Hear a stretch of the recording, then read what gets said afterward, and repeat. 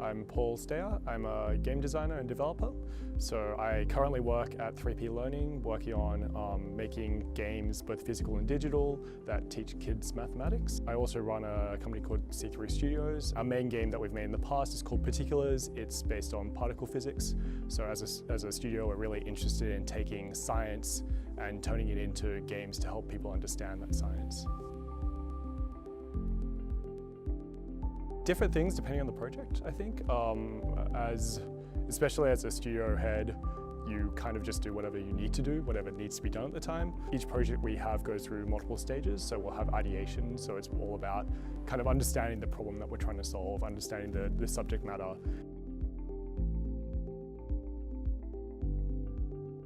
Yeah, the way I like to think about design is you're problem solving for constraints, and often you don't know all the constraints at the start. So what you're trying to do is figure out what all the constraints are, what all the requirements are, by either doing research or just thinking about and understanding the topic area a lot more, but then also by trying things. So you might not quite understand, a lot of the time what you don't understand is how someone's going to react to something you make. So you'll make the simplest version of it you can, as quickly and cheaply as you can, and you put it in front of them and see how they react. And that helps inform how you then do the next thing.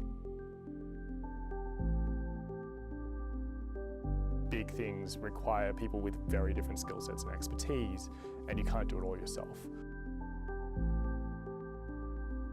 Something that can be really useful, and this is where roles often comes in, is really delineating what someone is an expert at and making it clear that everyone has a voice, and it's really important that everyone is heard on all topics, but there is someone who can make that final call and just say, no, we're doing this and we're going to move forward. I took a very roundabout route. So I did science and engineering and software engineering at uni. I did some student theatre and ended up doing some directing and producing through that. I learned so much more. So much of what I do actually comes from that experience.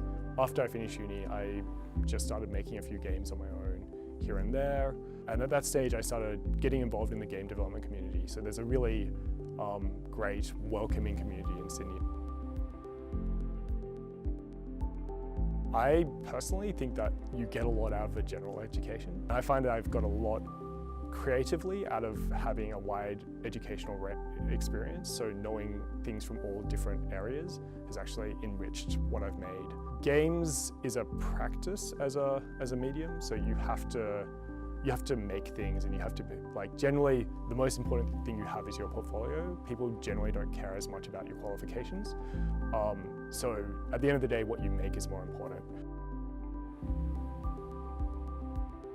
Game development is complicated, there's a lot involved, so the more times you can do small projects, the better off you're going to be. The International Game Developers Association is a really good place to start in terms of getting in touch with people that are doing this already.